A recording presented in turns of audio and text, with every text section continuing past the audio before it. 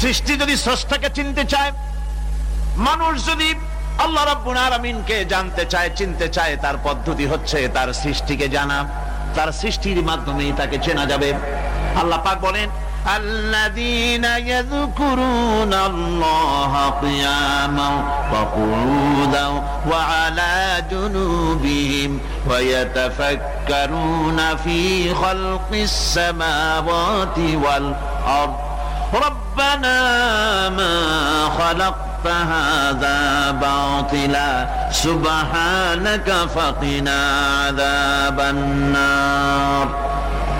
আল্লাযীনা ইয়াযকুরুনাল্লাহা কিয়ামান ওয়া কুউদান ওয়া আলা জুনুবিহিম, যারা দাঁড়িয়ে, বসে, শুয়ে, এক কথায় সর্বাবস্থায় যারা আল্লাহ পাককে স্মরণ করে, তারা আকাশ এবং জমিন সৃষ্টির ব্যাপারে চিন্তা ভাবনা করে।